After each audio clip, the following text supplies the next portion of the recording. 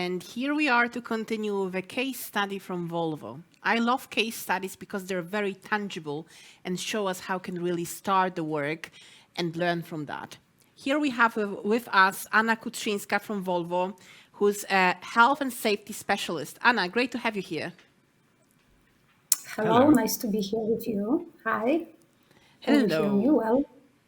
Welcome, welcome. And we know that you've prepared a short presentation for us, right? And just from an organizational perspective, will you start with the presentation or do you want to close with the presentation? I think we can just talk because it's not that much time, so maybe we can have just like a kind of chat. So maybe it's even better than seeing another presentation. So maybe we can just have this kind of chat together. Fantastic. We love those conversations. So let's start with the why. Again, my favorite question for those 2 days. Why Volvo decided to focus on employees' mental health?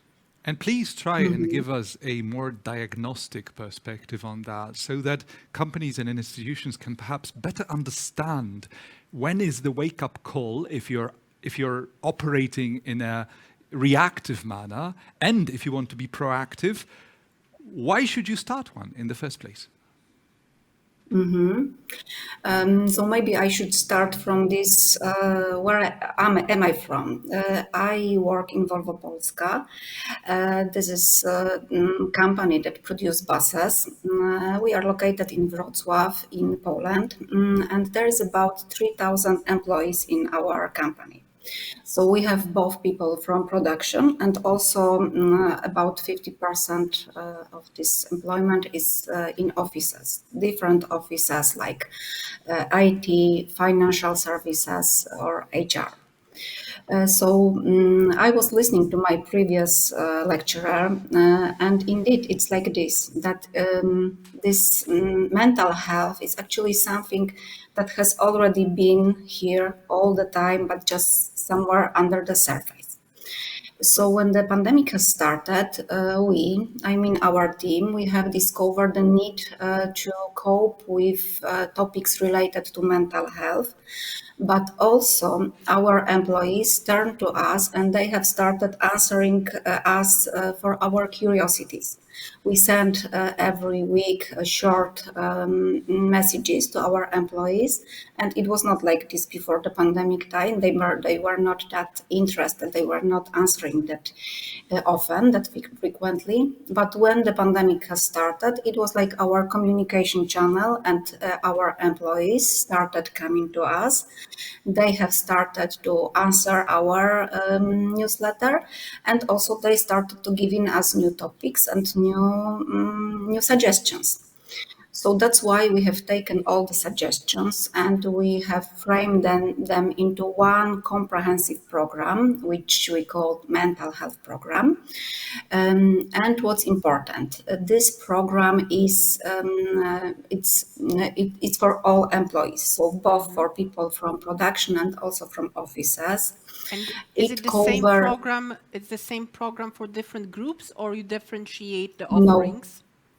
No, it's the same program for all employees. So people are the same, everywhere. Just in their heart, they are exactly the same. So it's just the scenery behind them,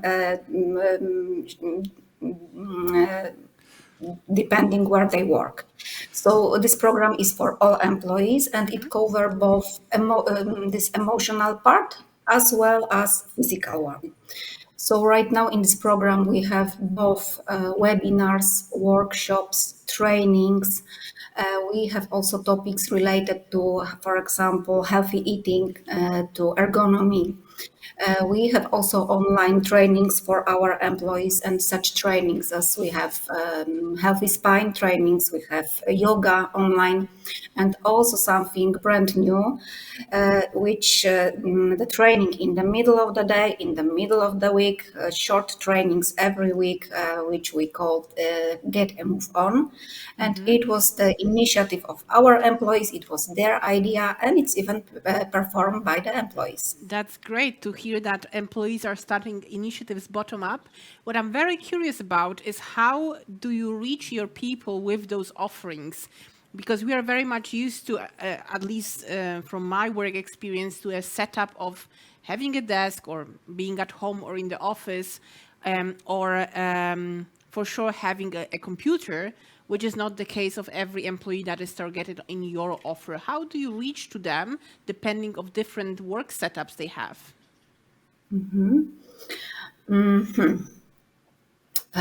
Firstly, I have to say that we answer the need of our employees. So this program is tailored directly to the needs. So that's why we have both face-to-face meetings, but also a lot of activities online.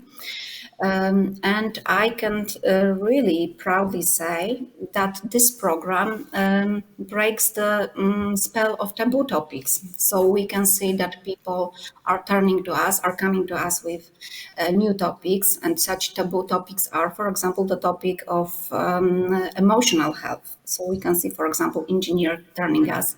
So we also touch very much this topic.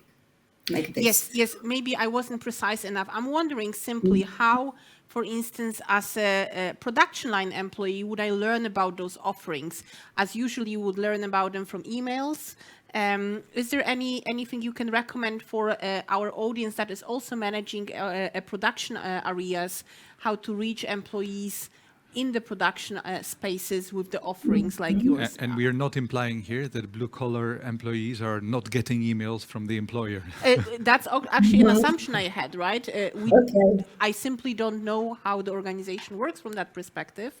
I had a chance to speak to some colleagues in similar work environments, and it's not that obvious. There is sometimes one computer per entire floor, production floor, or so. Very curious on your experience with that. So as I said, the same offer is for all our employees. Like webinars, they are online, but we record them and they are available for our employees. So even if you are at home with your family, you can join such a meeting later on when you have time for this.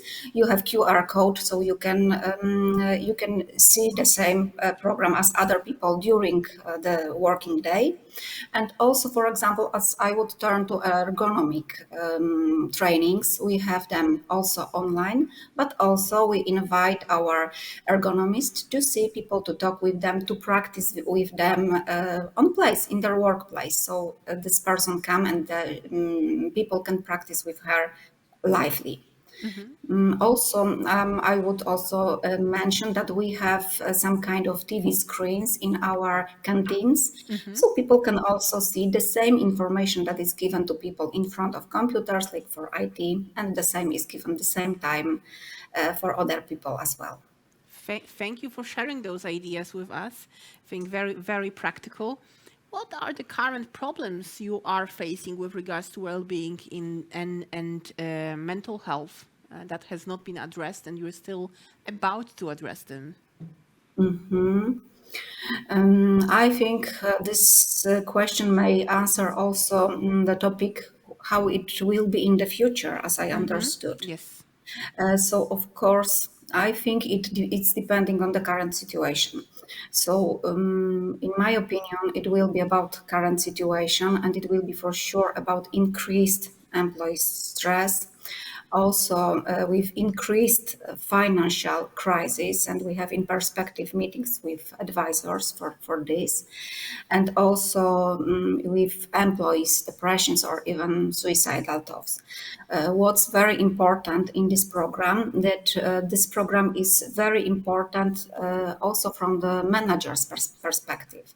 We offer support for managers, and also we show them what's important, what should they pay attention to. Thank you for sharing some trends and what's coming soon. Here we are running out of time, not yet, but almost. 20 seconds. As Łukasz is so precise with that. And we have a question from Katarzyna. Anna, could you please share gender diversity at Volvo Wrocław? From the mental health perspective, it is important for me, as in my company, we have 30% women and 70% men. It's also a production company where Kasia works. I don't know if I understood the question correctly, but the question was how we divide into in the Just the people. gender split. So how many in percentage you have men, women, and perhaps if you're tracking the information, non-binary employees? It's depending, of course, on the area where people work, because as I can say, we have both men and women in each division. On production, there is, I would say, more men, but also we have a lot of women working there. Of course, it depends on their where they can work, because not every woman can do exactly the same work from the men perspective. But they more or less they are also in the same place, and you may face more women in office areas, as you can imagine. But more or less, it's we have both men and women everywhere, so it's not divided. Understood, understood. And there's one more question I want to bring to the discussion we have from Camille. How you dealt with yoga time for production engineers or people working in the field? It's common to have such actions only for the back office or so-called desk office workers. Can you tell us a bit more about it? As you said, you have the same offer for everyone. So how did you address that challenge? Of course, true. It's not that easy to lie down on a floor when you work on the production area. So it's much easier if you work from home or even from office. So for this, the answer is like we have this get a move on trainings. It's also the person that leads this activity works from office, and she show how to work in the area where she is. But I would say that the answer is that we have QR codes. So such trainings are in the morning, and because our people works 2 shifts, they can take easily this QR code, and they can, and also the recording, and they can they can do it at home. But would it count as a working time then, or it would be in the free time of the employee? It's in their free time. It's for free for our employees, but it's in your free time. It's you do it. You don't have to do it. It's just something that you can do if you like. Thank you for sharing. And now we are about to close this conversation. It was very interesting. Thank you for sharing the good practices from Volvo. Anya, I hope you will stay with us. There are some additional questions in the chat box. Perhaps you have a moment to address them directly through the chat.